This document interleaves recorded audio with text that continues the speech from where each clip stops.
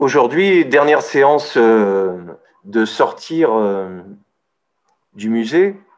On est passé par la rue, on est allé dans les grandes immensités de l'éphémère des saisons, de la transformation des saisons. Et vous avez vu en passant comment le travail de Gina Pan n'est pas que quelque chose sur la violence exercée sur son propre corps, ce dont on va parler aujourd'hui. Pas de Gina Pan directement, mais qu'elle pouvait aussi produire dans les commentaires qu'en faisait François Bon des choses qui sont très poétiques, très éphémères, très douces sur ce que la Terre fabrique. Et la remarque de François Bon indiquait qu'elle avait rapport avec le land art de ce point de vue-là. Le commentaire plus tard sur Valley Export, qui travaille dans la ville, mais qui petit à petit met son corps en situation dans des scènes de rue, mais se retrouve aussi à la campagne. Voilà, tout le rapport à l'environnement fait qu'on a beaucoup d'artistes qui vont commencer à travailler sur ce rapport du corps au groupe qui est autour, à l'espace public qui est autour. Et on pourrait, puisqu'on a été dans la rue, à l'intérieur d'un film pour sortir de l'art chez Godard, à l'intérieur d'un temps court, je vais m'intéresser à la dame qui est ici, qui s'appelle Marina Abramovic, parce que ça va me permettre de parler du corps et d'un enjeu du corps dans les années 60, 80 qui est pas rien en fait. C'est que on pourrait penser, je vais commencer de cette façon-là, le sujet du corps va concerner beaucoup d'artistes femmes, et notamment, si vous n'en avez pas de souvenir, cette évolution de la place des femmes dans la société française. Ce qui m'importe, c'est de montrer comment ce sujet-là n'est pas le seul sujet. On reviendra sur cette place des femmes et sur le fait que beaucoup d'artistes femmes, de Claire Bretécher à des performeuses, Arcier, des gens, et Valley Export en Autriche, vont prendre le corps et la performance comme moyen de montrer que ce corps est contraint. Je fais le lien avec ce que je viens de dire juste avant, le fait que dans la ville, le corps est contraint pour les femmes comme pour les hommes. Il est dirigé, orienté, et dans cette période que l'on vit, maîtrisé. Tu mets un masque, tu ne dois pas aller à tel endroit, à tel endroit. Ce contrôle-là s'exerce partout, tout le temps. Mais ce qui m'intéresse, c'est de prendre le travail de Marina Abramovic, qui parfois, vous allez le voir, est violent, brutal. C'est assez difficile, je préviendrai pour fermer les yeux. Mais il nous met devant des choses qui sont à regarder. Que ce travail-là, en plus d'être un travail sur le corps, il est un travail sur l'art, c'est-à-dire sur des performances qu'elle peut créer où, si les spectateurs n'interviennent pas, elle va se blesser ou elle peut mourir. C'est-à-dire qu'on est dans quelque chose où la place du spectateur est de plus en plus interrogée et où, c'est l'angle que j'ai pris aujourd'hui, le temps va compter. En fait. La matière, c'est pas seulement son corps, c'est pas seulement de faire des choses dessus. Alors, les dernières performances sont très jolies, vous allez être ému, vous allez pleurer, vous allez être effrayé, vous allez être énervé contre le genre humain. Il y a tout dans Marina Abramovic, et beaucoup plus puissamment qu'une peinture, par cette présence de performance éphémère, parce que le temps compte beaucoup. C'est là où le travail, il est chez Abramovic aussi politique, pas seulement parce qu'elle parle du corps des femmes, mais parce qu'elle parle de politique plus généralement sur son travail sur les Balkans dans les années 90, elle qui vient de cette ancienne Yougoslavie, mais aussi parce que le temps d'intervention, le temps que ça dure, en fait, qui fait que la performance n'est pas éphémère, va compter énormément dans l'ensemble. Voilà, je voulais remontrer un truc tout bête, mais où est-ce qu'il est passé? Voilà. Une loi Neuwirth en 67 qui autorise la contraception, c'est pour juste situer, je reste en France, un levier essentiel pour permettre aux femmes d'acquérir, c'est l'article de Wikipédia Dignité et autonomie. Il est un peu modifié, il est plus ancien, le mien, la capture, impliquant consentement, droit au divorce, droit de disposer de son corps, et c'est ça qui m'intéresse. C'est que je pourrais, je vais le faire plus tard, hein, si le sujet vous intéresse, parler de ce droit des femmes et du fait qu'il apparaisse dans l'art, et c'est bien normal. Par contre, ce qui m'intéresse de montrer, c'est de ne pas rester sur ce sujet-là tout de suite, parce que cette idée du contrôle des corps, elle est liée aux politiques qu'on a vues toute la semaine. Comment cette contrainte nationale, de pays, de frontières, de communisme, d'impérialisme, de guerre extérieure font que tout le monde va être contraint et que ce sentiment de contrainte est très fort et que la performance va être une des réponses possibles à ça. Voilà. C'est pour ça que le petit mot, c'est pas qu'une question de contraception, c'est aussi dignité, autonomie et disposer de son corps. Si on regarde quelques dates, ça a l'air tout bête, mais c'est quand même pas vieux. Autorité parentale conjointe qui fait qu'on n'a plus de puissance paternelle, 70.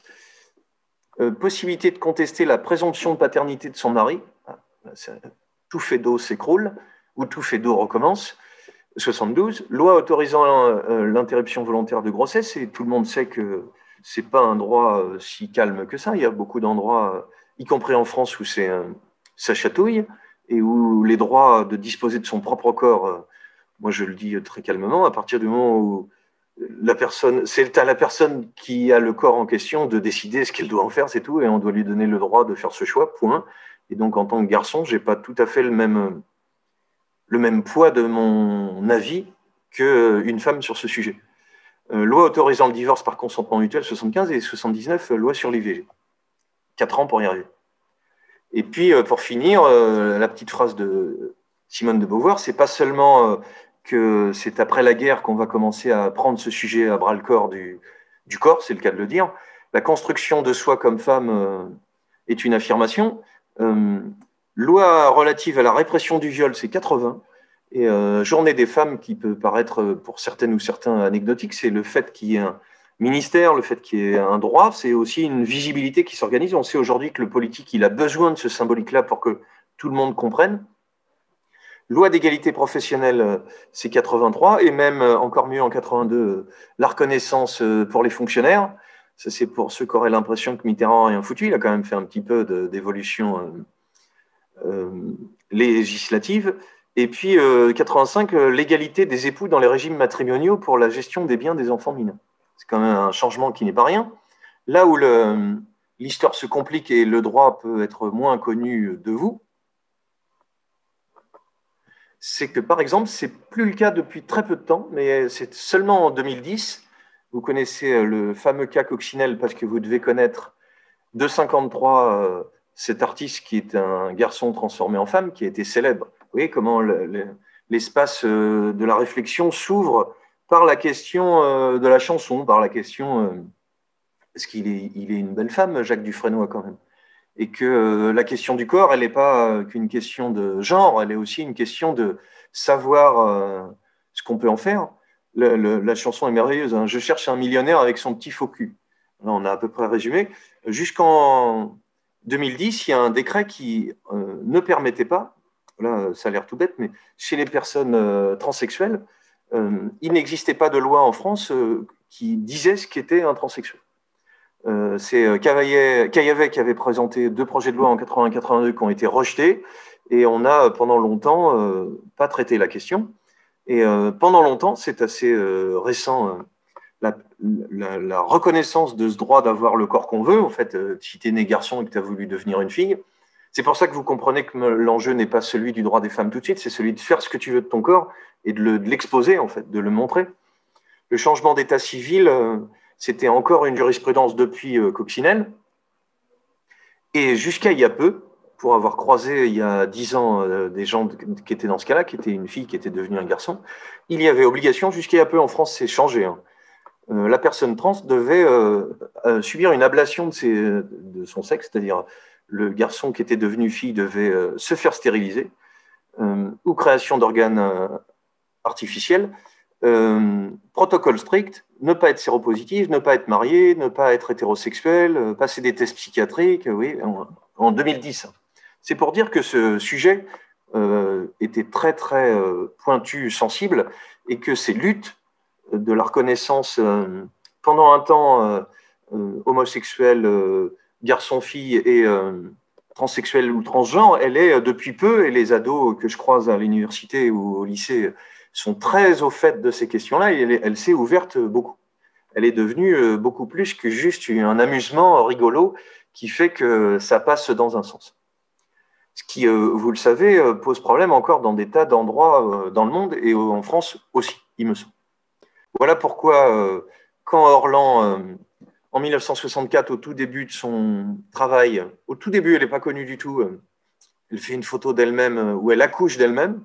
Elle est en train de résumer tout son travail qu'on va retrouver dans quelques séances, c'est-à-dire celui d'être l'artiste qui fabrique son propre corps, qui fabrique son propre outil de travail d'artiste. C'est-à-dire des endroits où l'art habituellement n'était pas prévu. C'est-à-dire être dans une exposition avec un faux moulage de votre propre corps nu, avec, ça ne nous rajeunit pas, on peut glisser 5 francs et on peut rouler une pelle à la dame. Vous vous rappelez que Valley Export a fait la même chose du même ordre, là on est en 77, avec une petite boîte pour faire un cinéma de 33 secondes qui permet de toucher les seins de l'artiste en imaginant à quoi il ressemble. J'ai entendu Orlan il n'y a pas très longtemps, elle est tout à fait vivante et en pleine forme, dire que si elle devait refaire une performance de ce type-là, elle intégrerait aujourd'hui le mélange de salive et le test de salive, test génétique de ce que peut contenir un mélange salivaire. C'est-à-dire encore une fois, être capable de questionner ce qui est autour de nous et ce que le corps a le droit de faire ou pas le droit de faire. À la fois, on attend de l'artiste qui se montre et il est payé pour ça, qu'il soit artiste de théâtre ou qu'il soit artiste de mode. Il est, comme dirait Mastroianni, une pute. Il est payé pour ça et chaque fois qu'il dit ça sur les plateaux de télé, ça fait sursauter tout le monde. C'est aussi son métier. Tout comme si vous êtes footballeur, on engage un corps et on ne vous demande pas si vous cassez un orteil, bah, vous êtes mort, même si vous êtes gentil, intelligent. On n'est pas très loin d'acheter des chevaux pour une course, en fait. On évalue un corps, on en donne un prix et on va de cette façon-là lui donner une valeur et permettre que ça circule. Les questions de ses performances, j'en ai pris 4 ici avant de montrer le travail d'Abramovic de façon plus poussée. Ce travail du baiser de l'artiste, c'est aussi celui de ce qu'on attend d'un artiste, d'être performant à un moment donné. On le retrouve avec, j'en parlerai plus longtemps parce que c'est des artistes de l'image qui me plaisent beaucoup, les deux Anglais, Gilbert et Georges, qui vont décider qu'ils sont des sculptures vivantes, et les voici dès 72 avec de l'or sur les mains et le visage, une canne, un costume. Tout ce qu'ils sont, enfin, l'art c'est eux, c'est-à-dire regardez, nous sommes des sculptures. Il y a un petit magnétophone et ils font une espèce de pantomime qui chante, qui reprend les petites chansons qui passent. Il faut venir voir ça et jouer de qu'est-ce qui est la valeur et de qu'est-ce qui est exposé. Et puis, vous vous rappelez que j'ai montré hier cette performance incroyable de Valley Export, Génital Panique, qui entre le sexe visible dans un cinéma porno autrichien. Cette question du corps, elle est au cœur du travail du monsieur. Ça fait longtemps que je ne vous en ai pas parlé. C'est par là. Voilà. Michel Foucault qui, en 75, va publier Surveiller et punir. Surveiller et punir, c'est l'occasion de se pencher sur la façon, l'arrière du livre le dit, la naissance de la prison. On va le regarder vite fait parce que ça va avec. Peut-être avons-nous, c'est la quatrième de couverture, avons-nous honte aujourd'hui de nos prisons? Le 19e siècle était fier des forteresses qu'il construisait aux limites. C'est tout l'enjeu de la limite qui est au cœur de ça. Il s'enchantait de la douceur nouvelle qui remplaçait les échafauds. Mettre en prison les gens, c'était moins mal que de les zigouiller systématiquement. Il s'émerveillait de ne plus châtier les corps, de ne plus faire de torture sur place publique et d'exécution sur place publique, mais de dire qu'on pouvait éduquer ces corps. Et l'enjeu, il y a 3 étapes dans cette évolution de la prison, c'est que au Moyen Âge, on châtie. Et il y a tout un processus qui est étudié précisément. Il y a des barèmes. On arrache un bras, mais pas comme ça, comme ça. Il y a ça vaut tant. C'est pas du tout une plaisanterie. Hein, il y a des pages entières tout à fait soit difficiles à lire, soit si on aime la science-fiction invraisemblable dans Surveiller et punir, un livre tout à fait facile d'accès, qui est au cœur d'une suite de travaux de Foucault, c'est-à-dire de regarder comment, par le crime, par la punition, on dit ce qu'est la norme, ce qu'est la loi. Voilà, on ne châtie plus les corps, on va les enfermer et on a l'idée que dans la prison, on va pouvoir rééduquer. Si je prends rapidement, parce que c'est très passionnant, Voilà, ceux qui volent, on les emprisonne, ceux qui violent, on les emprisonne, ceux qui tuent également. Voilà, cette pratique d'enfermer, qui est pour tout le monde de la même façon, ça devient une technologie nouvelle qui vient du XVIe et du XVIIIe siècle. C'est l'idée on reconnaît l'esprit comme le cœur de la faute. On va pouvoir transformer cet esprit, mais on transforme cet esprit en contrôlant le corps.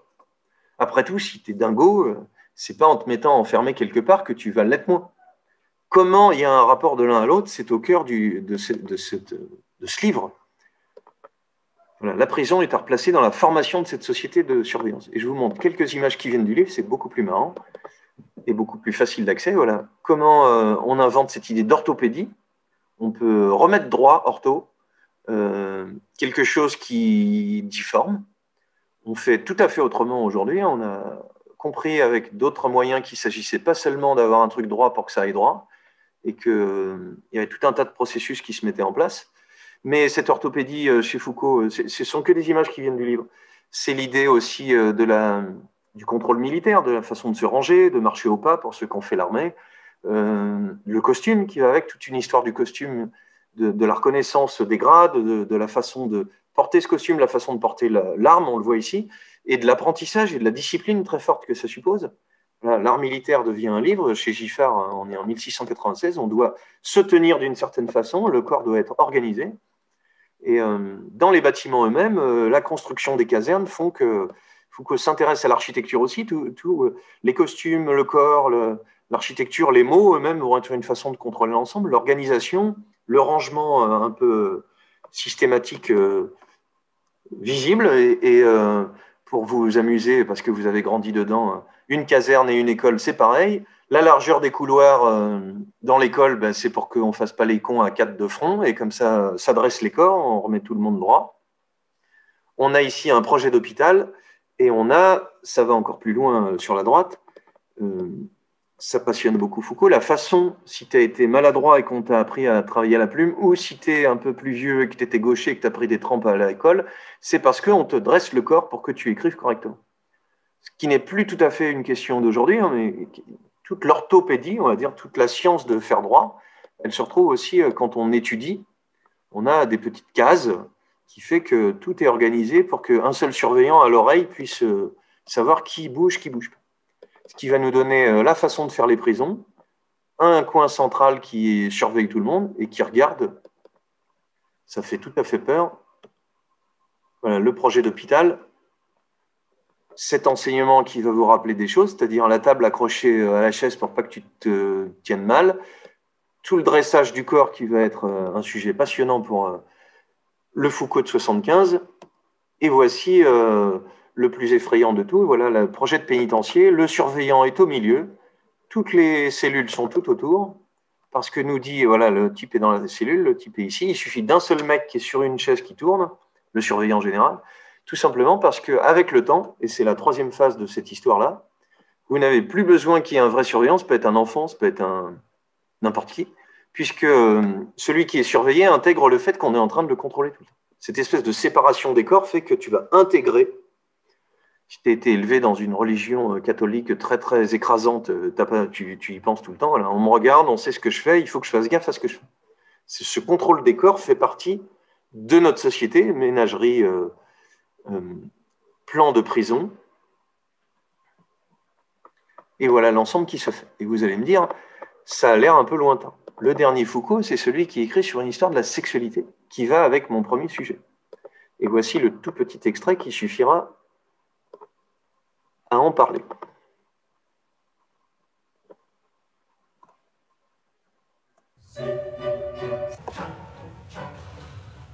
La tâche essentielle de la pensée chez Foucault, ça a toujours été de débusquer les mécanismes de pouvoir là où ils étaient dissimulés. Et d'une certaine manière, entre l'histoire de la folie de 1962 et la volonté de savoir, il y a un basculement tout à fait considérable de la manière dont le pouvoir fonctionne. En 1976, paraît La volonté de savoir. Foucault explique son projet, écrire une histoire de la sexualité qui ne serait pas ordonnée à l'idée d'un pouvoir répression, d'un pouvoir censure. Si vous avez suivi mon histoire de micro-pouvoir, il y a plein de pouvoirs dans la façon de se tenir, les vêtements, les poses de main, des tas d'éléments et vous allez être très surpris. Il y a beaucoup de pouvoir dans notre façon de vivre, séduire et apprécier la sexualité. Il se demande, est-ce que dans nos sociétés occidentales, la sexualité est réduite au silence, à l'interdit? Est-ce que le pouvoir ne cherche pas plutôt à nous faire parler sans cesse de notre sexe? L'histoire des dessous raconte une intimité très bavarde.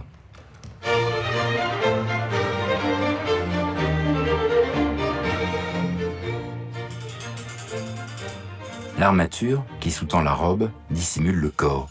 Mais en réalité, elle sert aussi à le mettre en valeur. Elle le modèle. Elle dessine une silhouette idéale de la féminité.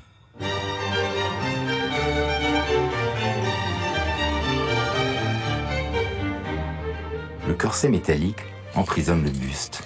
Il écarte les regards. Il protège des indiscrétions. Pourtant, cette grille, pareille à une armure, raconte aussi la possibilité du désir. La tentation n'est jamais loin. Vous savez que quand on cache, c'est aussi parce qu'on peut révéler. C'est la première idée, mais l'idée suivante est plus intéressante encore. Le corset de tissu comprime le corps, mais c'est pour souligner la taille, la poitrine, toute la sexualité qui parcourt la femme. Voilà, le corps est contraint, le corps est enfermé, mais il met en valeur la poitrine, les fesses. Et donc, ce que cette histoire du vêtement raconte, c'est qu'elle n'est pas anodine du tout, elle est politique tout autant. À la fois, ce corset et cette façon de le chasser par la mode, voilà, de libérer la femme, mais ce n'est pas seulement ça qui me semble intéressant, c'est que dans la façon de le comprimer, il y a une façon de le valoriser. Et ce que dit Foucault et le documentaire là, c'est que cette façon de le valoriser raconte quelque chose. Et finalement, le secret n'est jamais très bien gardé. Dissimuler est une manière d'exhiber. Dissimuler est une manière d'exhiber. Voilà un sujet pour des artistes de l'image que nous sommes. Chez l'homme aussi, c'est une confession, une manière d'avouer sa virilité. Et comme la combinaison de la femme, le slip est un commentaire explicite de notre intimité. Vous ne regarderez plus votre garde-robe de la même façon. Foucault écrit « Nous sommes dans une société du sexe qui parle ». Tout nous invite à l'exprimer, à le mettre en scène. Le vêtement lui-même en fournit un vaste récit. C'est une incitation, presque une obligation, à dire et redire que le sexe nous constitue. Entendons-nous, même quand il est caché, même quand il est entièrement enrobé, il est une façon de dire qu'il est très important.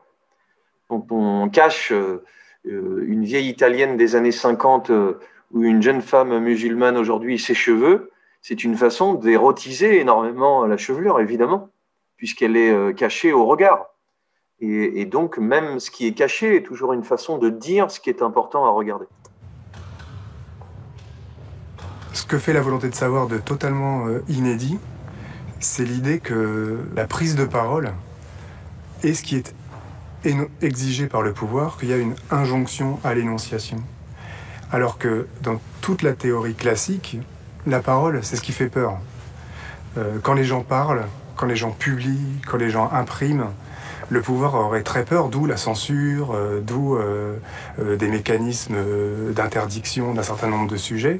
On a toujours thématisé la parole comme étant ce qui fait peur et faire taire comme étant ce que fait le souverain. Vous voyez à quel point la pertinence de Foucault m'intéresse à partager avec vous, c'est qu'on pense qu'on va te faire fermer ta gueule tout le temps et que la minorité ne peut pas parler.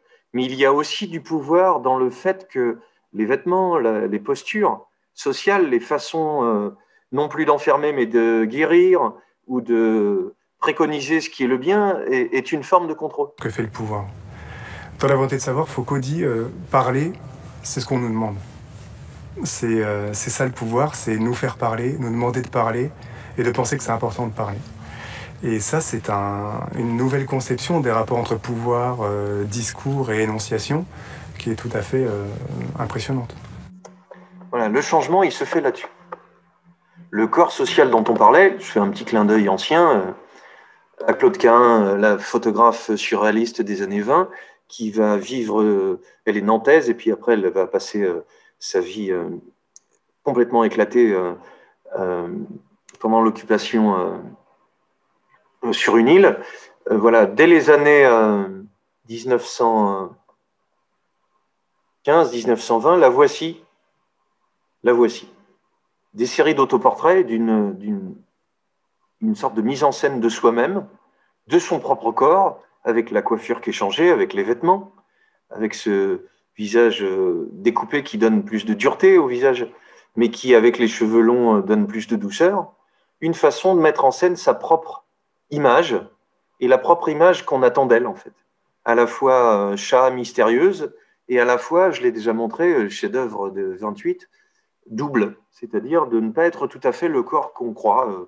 On pourrait simplement dire que le visage plus dur, le col relevé, la main, donne un côté garçon qui est accentué, qui n'est pas accentué de la même façon, avec la douceur du gris et l'ouverture de la main et de la bouche de l'autre côté. Ce n'est pas tout à fait le reflet exact, c'est un montage. Ce jeu avec soi-même, ce jeu de dédoublement, il est très très en amont dans les années 30, on va mettre beaucoup de temps à le découvrir, et puis les surréalistes ne sont pas des grands féministes quand même, surtout pour quelqu'un qui interroge cette idée de genre, en fait, par le montage, par la photo de soi-même, qu'on va retrouver chez Cindy Sherman dans les années 70, et par le collage. On a à peu près tous les éléments qui vont nous permettre de voir l'importance du travail de Abramovic. Je montre un tout petit peu de ce merveilleux Michel Journiac, celui qui invente en France l'art corporel, c'est-à-dire la mise en danger de soi-même. Michel Journiac exposé dans une galerie en 69, tout nu, les gens peuvent venir le voir, il est dans une cage, ce qu'on attend d'un artiste, piège pour un voyeur. Il fait des choses beaucoup plus radicales que je ne montrerai pas là. Et puis celui que j'aime bien, voilà, hommage à Freud, le voici Robert Journiac travesti en Robert Journiac, Michel Journiac travesti en Robert Journiac. Le meilleur des costumes, c'est celui de te costumer comme ton père et d'être costumé comme ta mère. C'est encore Michel Journiac sur la droite. Est-ce qu'on est la suite des corps de nos parents? Est-ce qu'on peut s'en décaler un peu? D'ailleurs, il est plus beau en Madame Journiac qu'en Monsieur Journiac, ou plus crédible, je ne sais pas. Mais il est pas mal les deux. Et vous comprenez que l'hommage à Freud est une façon de réfléchir à ces injonctions de vêtements, de posture sociale, de regard, de façon de nous montrer qu'il y a dans notre société. On est en 69 et vous savez, je pourrais vous montrer ça aussi, voilà, ça s'appelle la lessive. Michel Journiac qui se retrouve à faire ces petites tâches ingrates qu'on réservait à la femme, mais il a l'air de le faire de bonne grâce en recueillant l'arrivée de son mari. Voilà, le costume, si je dis déguisement, il y a un côté péjoratif dans le déguisement, le fait de se métamorphoser est une façon de questionner les rapports qu'on a les uns aux autres, sous forme de récit photo, sous forme de transformation en photo, et sous forme de performance, comme on l'a vu avec Piège pour un voyeur. Ce que fait Abramovic va très très loin, en fait. Vous allez comprendre que si j'ai pris le travail de cette femme, c'est parce qu'elle bouleverse, en mettant en scène son corps, non seulement des choses questionnant la femme et le regard sur la femme, c'est une belle femme, et que cette question d'être l'artiste qui est regardé, comme le dirait Orlan, voilà, baiser pour l'artiste, elle va le questionner dans des performances, mais où le temps va compter. Le temps du danger, ou le temps de constater ce qui peut se passer. Une des premières performances qu'elle fait, voilà, l'art doit être beau et l'artiste doit être beau, une vidéo que voici, elle se brosse les cheveux comme on attend d'une belle petite poupée. Par contre, elle le fait d'une façon tellement longue. En 75, on voit l'artiste tenant un peigne dans sa main gauche, une brosse dans sa main droite. Elle brosse ses cheveux, elle est torse nu, elle se coiffe, elle se coiffe, elle se coiffe, elle se coiffe. Ce qui fait qu'avec le temps, des morceaux de ses cheveux s'arrachent, qui restent dans le peigne, ce qui peut arriver tous les jours, mais petit à petit, ses cheveux et son propre visage se détruisent de tous ces coups de coiffure, de peigne, de brosse, qui fait que ce qui était joli au début fait pas du tout un truc joli et met le spectateur en porte-à-faux entre regarder presque un geste de séduction. Voilà, au bout de 45 minutes, la performance l'amène à être presque défigurée, ce qui met tout à fait mal à l'aise le spectateur. Voilà, tout l'enchaînement qui petit à petit la rend échevelée fait qu'on voit qu'elle a mal et on est dans une situation où la jolie fille torse nu qui est devant nous est en train de nous proposer quelque chose qui nous met mal à l'aise. On est voyeur, on n'est pas forcément innocent quand on regarde, y compris si on doit arrêter la performance, qu'est-ce qu'on fait? Est-ce qu'on doit le faire? C'est le pendant le versus des interventions de Yoko Ono qui pousse plutôt à des choses gentilles, douces. Voilà. Est-ce que quand je suis dans le musée, est-ce que quand je regarde, est-ce que je suis si innocent que ça? Et c'est pour ça qu'on va revenir dès lundi dans le musée en regardant comment les artistes du contemporain, du côté du conceptuel, de l'arte povera, se mettent à re-questionner l'espace du musée. Mais là où je suis encore sorti du musée, c'est que dans cet instant long, il va falloir que je sache à quel moment je vais pouvoir intervenir. Et j'ai gardé cette phrase, puisque Duchamp disait que le regardeur fait le tableau. Marina Abramovic dit que dans la performance, il n'y a pas de performance sans spectateur. La performance est faite pour le public et le public complète l'œuvre. La participation du public, ajoute le commentaire, elle est dans la temporalité, c'est-à-dire c'est maintenant. C'est pas je regarde le truc un peu. Vous avez compris avec les performances dans la ville que c'était un instant donné et que le document pouvait le faire. Mais ici, Abramovic va prendre à partie le public parce que l'on voit en fait, par le bouleversement de ce que l'on voit, soit parce que c'est beau, soit parce que c'est fort. La première partie de son travail, c'est parce que c'est fort. Celle-ci va un peu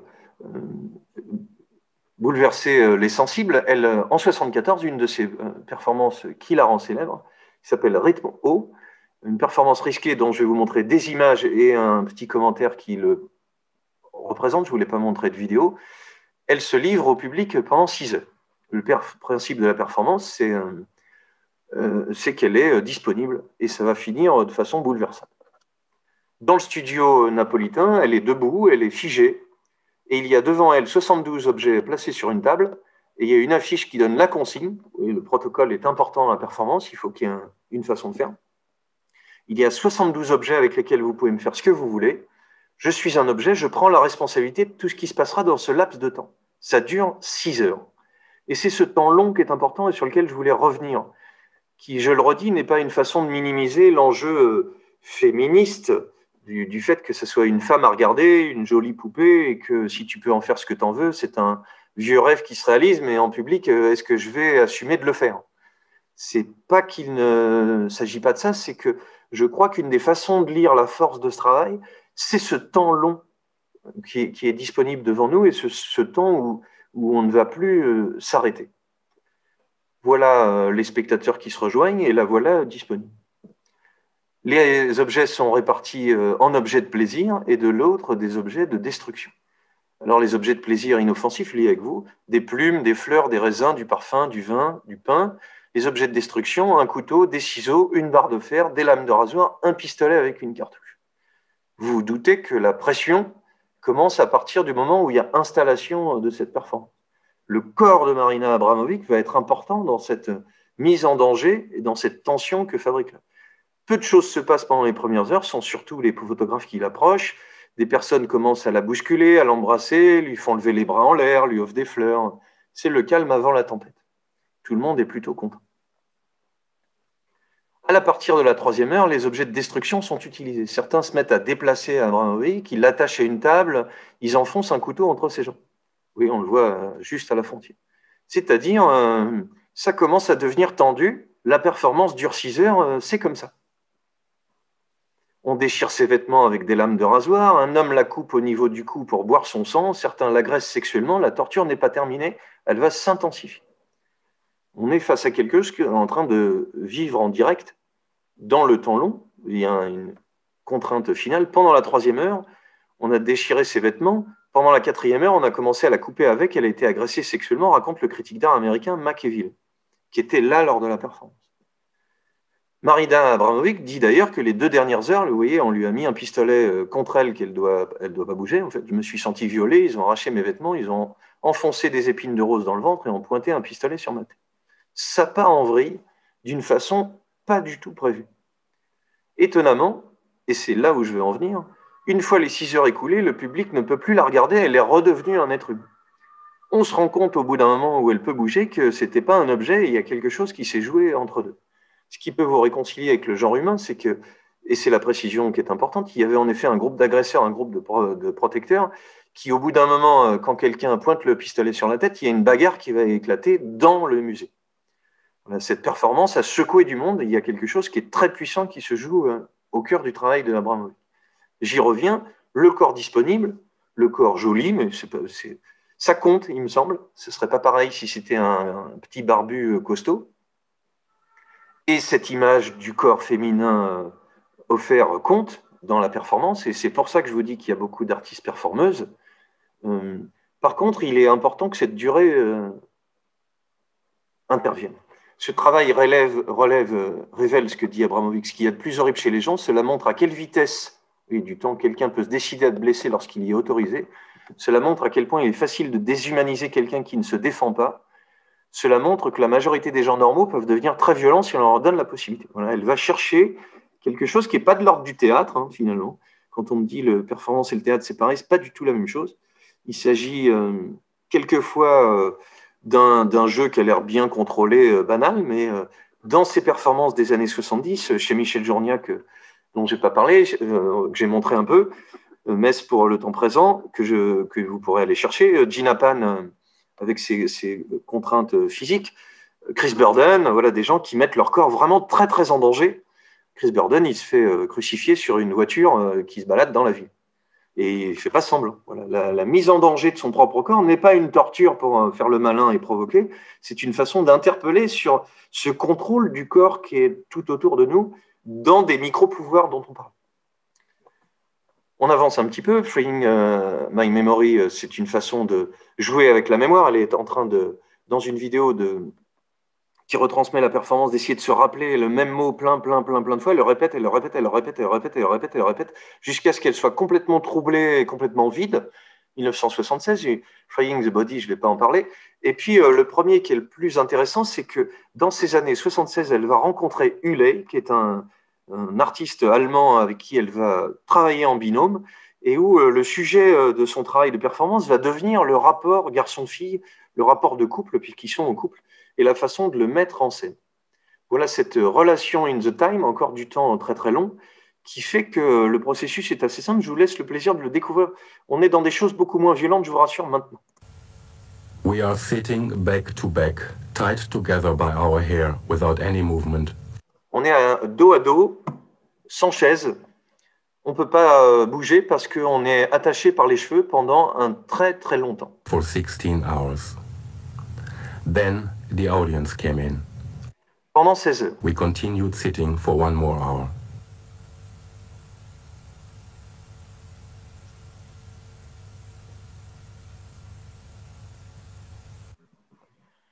Au début, ça va bien. Ils ont tous les deux les cheveux longs. Petit à petit, 16 heures, c'est vraiment beaucoup. Hein. La fatigue devient visible. Leurs corps sont fatigués. Mais surtout, vous comprenez l'intérêt de cette performance. C'est là où il ne s'agit pas de provocation, c'est vraiment plus intéressant que ça. Vous comprenez que quand un commence à pencher la tête, il tire les cheveux de l'autre. C'est pour ça qu'il s'agit d'une relation dans le temps et que chaque minute supplémentaire va questionner, entre guillemets, la solidarité qu'il peut y avoir dans le couple. Le sujet du couple est au cœur du travail de Uley et de Abramovic. Voilà le même genre de performance en 77 qui s'appelle Breathing In, Breathing Out, c'est-à-dire respirer vers l'extérieur, inspirer, expirer. Les voici bouche à bouche collés et sans pouvoir se détacher, avec des petits micros sur le côté, ce qui fait que la captation que je vais vous montrer en vidéo est très spectaculaire, parce que le son de leur gorge, de leur salive, ils ne peuvent plus bouger, puisque au bout d'un moment, c'est le principe de la performance, ce qu'ils expirent devient du gaz carbonique qui devient nocif pour le partenaire.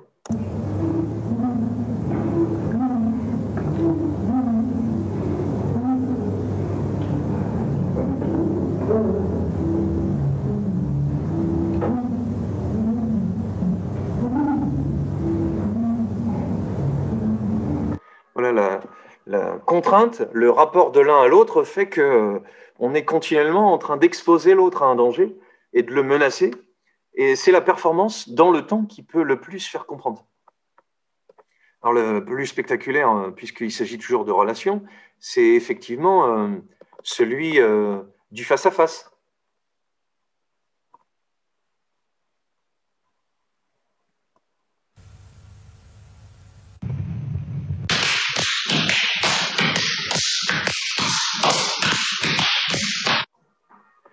voyez à peu près le principe.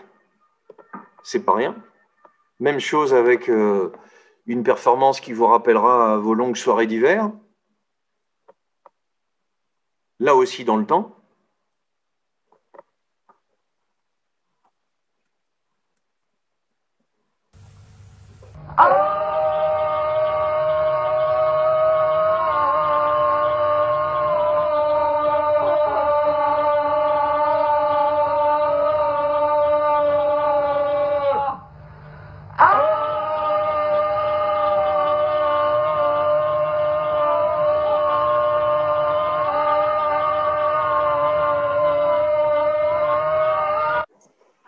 Voilà. Pas moyen d'en échapper. Quand on commence à gueuler, c'est tout le temps. Qu'est-ce qui est en train de se jouer à l'intérieur de ça? C'est que la question contenue à l'intérieur, c'est, dit Abramovic, le point où l'assistance atteint les limites de sa résistance à la douleur. On va être face à des performances où les artistes mettent leur corps en danger, à deux ici, et dans la prochaine, qui est très impressionnante aussi, qui n'est pas du tout violente, qui est une sorte de violence sous-jacente, qui questionne cette idée de couple et de tension ou de complémentarité dans le couple. Ce que dit Abramovic, qui pense son médium, c'est là où je trouve ça vraiment tout à fait passionnant, c'est qu'elle est intéressée par un art qui dérange, qui montre ce danger, cette tension dans laquelle on vit, mais l'observation du public doit être ici maintenant parce que le danger déclenche la tension.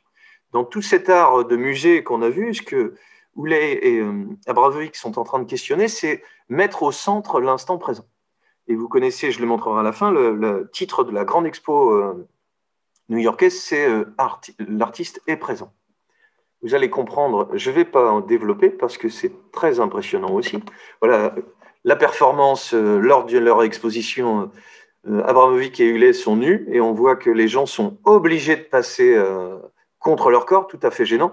Je profite pour noter que le garçon est tourné vers la fille et la fille vers le garçon et que c'est une façon de déranger le spectateur sur quelque chose qui est de l'ordre de l'intime, mais qui est une façon aussi de révéler toutes ces conventions que nos corps exercent et suivent l'un par rapport à l'autre. La suivante, qui s'appelle Rest in Energy, vous allez comprendre le fait qu'un couple suppose une solidarité sans faille.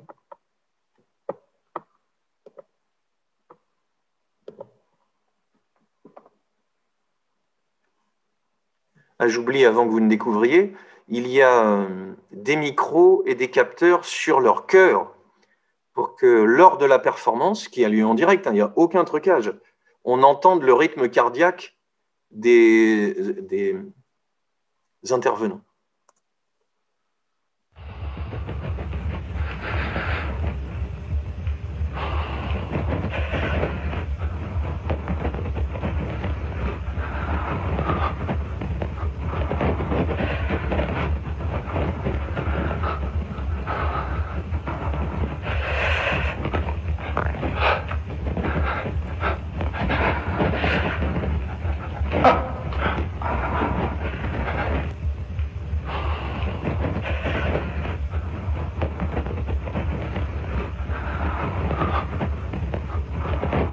Ça finit bien, je vous rassure. Ça me rappelle, puisque Christine le faisait remarquer, que ce qui était impressionnant dans cet extrait de 2001, l'Odyssée de l'espace, c'était ces battements de cœur qu'on entendait si fort et ce silence qui allait avec. Dans cette performance, où les artistes sont absolument en danger de mort, pas autre chose, puisque c'est leur corps qui balance et c'est la solidarité de l'un avec l'autre qui fait qu'il n'y a pas une flèche en plein cœur. Je vous rassure, si on prend une flèche en plein cœur, c'est fini. Il y a une façon pour les deux de questionner le danger devant nous, de questionner le spectateur, de l'interpeller, mais aussi, c'est là où je redis, c'est qu'il s'agit de questionner l'instant, en fait. Le temps, si je vous montre cette photo-là, bon, ok, c'est important. C'est même quand on passe par une vidéo, le temps de déroulement qui devient le sujet de l'œuvre en même temps. L'art est là où on ne l'attend pas parce qu'il est dans un temps long, en fait, dans un temps délayé, qui fait qu'il faut éprouver ce qui est devant nous, et il se met à ressembler à un art vivant, à une diffusion de quelque chose qui fait que ce temps de silence, ce temps de battement de cœur, ce temps de tension, il doit arriver en prenant son temps. Alors pour ceux qui étaient un peu, qui ont vécu des moments difficiles, je vais vous donner deux œuvres, oui, qui vont vous réconcilier avec leur travail. En 83, Huley et Abramovic décident de faire une performance sur la Grande Muraille de Chine. Ça s'appelle The Lover, c'est les amoureux. Ils décident de partir chacun d'une extrémité. Vous voyez une photo présentée en galerie, le petit schéma dessiné. Ils décident de partir chacun de leur côté sur la Grande Muraille et de faire plus de 2500 km à pied, chacun, pour se retrouver ensemble à l'endroit de rencontre, comme une espèce de jeu d'amoureux qui se retrouvera. Le petit moment romantique de toutes ces conférences, c'est que, attention, entre le temps d'autorisation en 83 et celui de réalisation en 88, Huley et Abramovic décident, après 15 ans de vie commune et de travail, de se séparer. Et plutôt que de décider de ne pas faire ce dernier travail, quand même une lutte avec l'épuisement, vous allez voir la vidéo, ils ne font pas semblant de marcher, ils décident de faire cette quête qui fait que l'un rejoint l'autre, ça va être filmé, ça va être pris en photo, ça va être documenté, pour se dire au revoir, puisque leur histoire se termine pour toujours. Et ce moment de retrouvailles prend une tension dans la vidéo qui est invraisemblablement puissante. Voilà, la question, pour mettre fin à leur union artistique et amoureuse, ils font une ultime performance, The Great Wall Walk. Ils marchent sur la Grande Muraille 90 jours. Et Marc Hadet, l'historien de l'art, dit « La question pour Marina, et c'est le cœur de ce que je vais vous raconter, quelque chose de personnel, on se sépare, c'est quelque chose de triste. Comment le transformer en expérience artistique? Performance, par exemple, peinture, photo, comment... C'est là où il y a art. Il y a art à partir du moment où ma petite vie perso et mon petit problème personnel peut être transformé de telle sorte qu'il parle à tous les autres, qu'il puisse devenir un partage. Sinon, mon écriture n'est qu'un journal intime. Qu'est-ce qui fait que je peux lire le journal intime de Delacroix? C'est qu'il y a pas seulement ce qu'il a vécu, la recherche sur son travail, mais aussi des réflexions sur ce que ça peut être. Et à l'intérieur de cette performance, ce qui est tout à fait beau, c'est que d'une séparation intime vient une façon de parler de l'amour en général. Attention les romantiques, ça commence maintenant.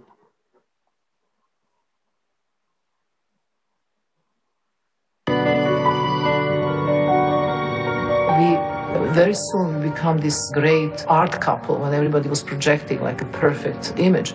In reality, he was not happy with this position. And somehow, the more better pieces we've been doing in the performance, the worse our relation will get in private. And later on, it's like his interest was different than my interest, and he was really kind of experiencing life, go for drinking, go for the drugs. And then he became unfaithful, which was very hard for me. We were monogamous till a certain point when the tightness of that ideology started to unravel, started to disintegrate a little bit. Then she had at the same time a sexual adventure with somebody like I had. Je crois que même si vous comprenez ni l'italien ni l'anglais, vous comprenez qu'il y en a un qui est allé voir ailleurs et que la fin de l'aventure se fait là. Comment on comprend ça? Comment on l'admet? Et si ça vous est arrivé de vous faire larguer ou de vous prendre un râteau, ça arrive à tout le monde, on sait très bien que ça va passer et on sait très bien qu'on sache que ça va passer, ça ne passe pas vraiment. Et en faire une œuvre au moment où ça se passe, c'est l'occasion d'être peut-être très indécent, très voyeur, mais la transformer en œuvre qui parle à tout le monde, ça commence à montrer que la vie peut devenir le matériau de l'art. The same time. Except she did it with a friend of ours, I didn't. Wow, shouldn't have said that.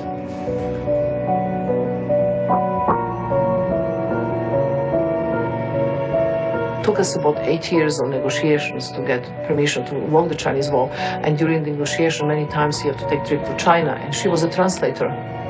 And when we finished Chinese Wall, he told me that she was pregnant, and he asked me what I should do. I said, what you should do?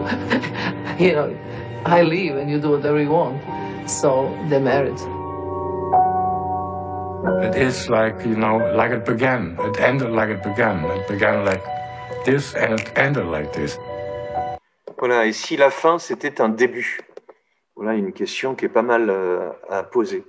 Le travail de Marina Abramovic, je n'ai pas fini de vous le montrer, restez un petit peu si vous voulez bien, il peut devenir très politique. Elle va être invitée à cette biennale de 97 de Venise, elle va y obtenir, elle représente un des pays, c'est une sorte de foire où chaque pays expose un ou plusieurs artistes, elle va obtenir le prix à Venise, tout simplement pour une œuvre qui est tout à fait forte aussi, qui est forte visuellement, mais vous allez comprendre qu'elle n'est pas que visuelle. On quitte depuis 92 des tensions en Yougoslavie et la guerre qui va avec, Serbie, Bosnie, et en 97, la question de ce pays, des Balkans et de cette zone, de ce qu'elle devient, est pointue. Marina Abramovic décide, puisqu'elle est née à Belgrade et qu'elle a grandi dans la religion par sa grand-mère et puis par des parents qui étaient tout à fait engagés dans leur pays, elle décide de faire une performance lors de cette biennale sur ce sujet, puisqu'elle est marquée par ce sujet. Et la voici dans une pièce avec des vidéos derrière elle, en peignoir, assise sur des centaines de morceaux d'os avec de la viande autour, une image qui est très très spectaculaire, sur lequel elle vient s'asseoir tous les jours, parce que l'image ne suffirait pas, puisqu'elle s'installe sur ces 1500 os de bœuf enrobés de chair qu'elle nettoie tout doucement, en fredonnant des chants populaires, c'est-à-dire en fredonnant des chansons yougoslaves.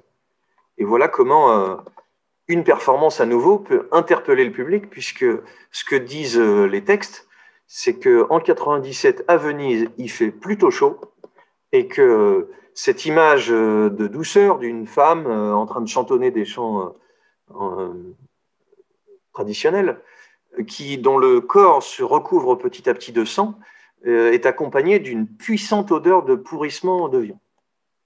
Voilà pourquoi j'ai pris cette photo, parce que quand on a des photos esthétiques comme par l'artiste, ça ne montre pas à quel point ça peut être complètement sordide et impressionnant. Très, très spectaculaire également. Un grand prix à la Biennale de Venise.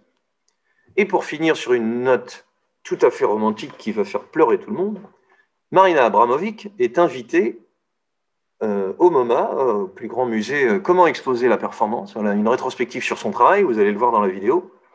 Des photos, des vidéos, des schémas, des comptes rendus de texte, ce que soulevait François Bon sur Ginapan. Comment on fait le compte rendu d'un événement qui a eu lieu? Est-ce qu'avant l'événement, c'est déjà l'événement? Oui, les consignes, la structuration, la projection, la réalisation, c'est l'événement, mais pas seulement. Et puis après, les documents qui l'accompagnent. Tout ça fait partie d'une structure qui montre que le contemporain est beaucoup plus un rapport aux objets ou à ce qui est présenté, plus complexe en fait que ce que la modernité faisait. Profitez-en, à partir de lundi, la modernité revient de façon radicale au musée et bien accrochée sur le mur.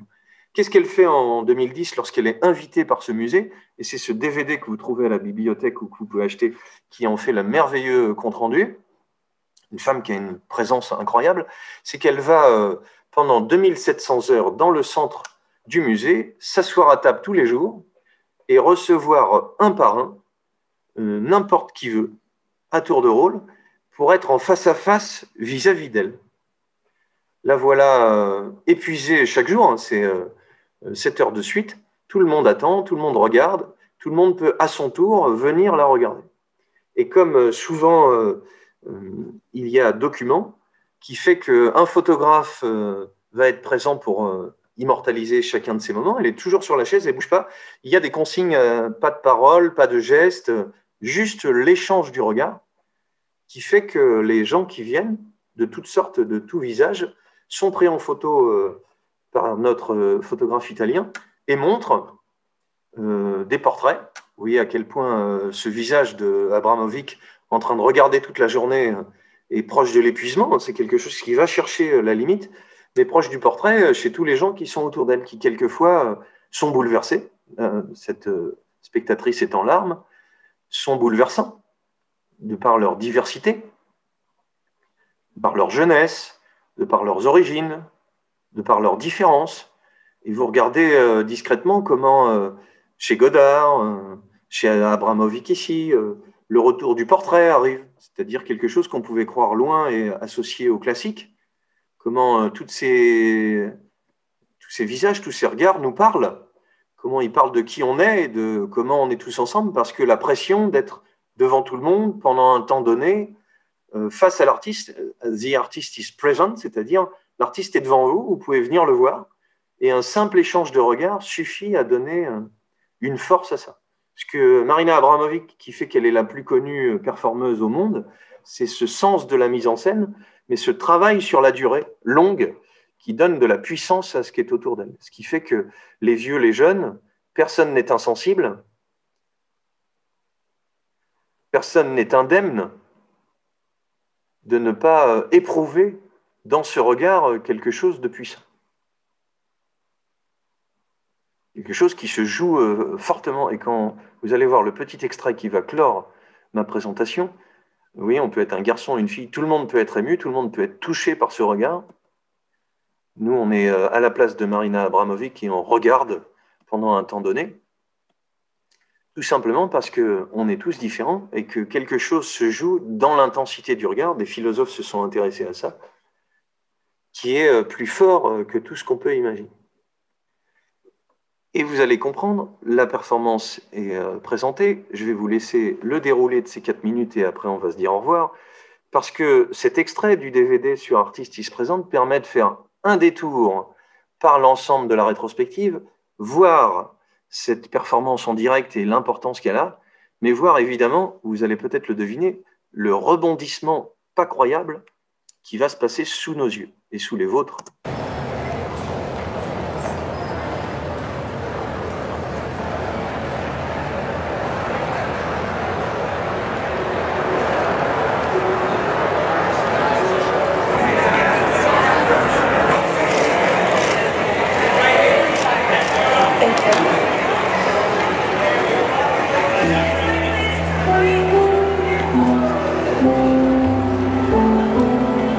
That was 5 years living.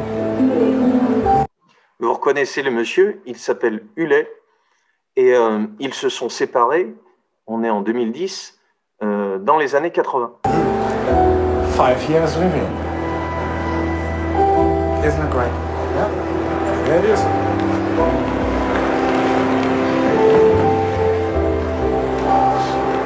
Et on l'a invité et filmé à voir l'exposition de son travail sur une période donnée avec Abramovic.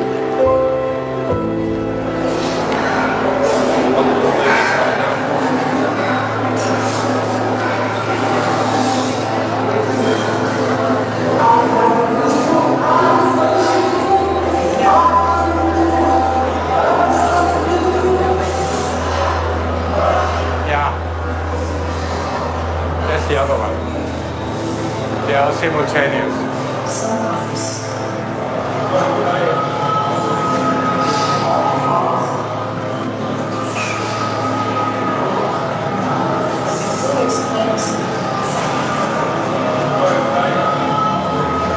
Wow.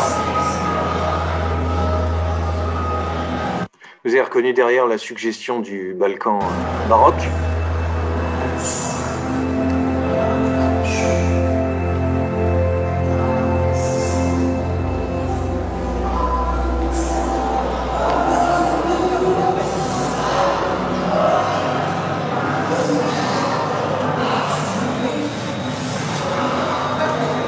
C'est à son tour d'y passer, c'est plus lui qui tient le seuil de séparation dont on a parlé sur le corps.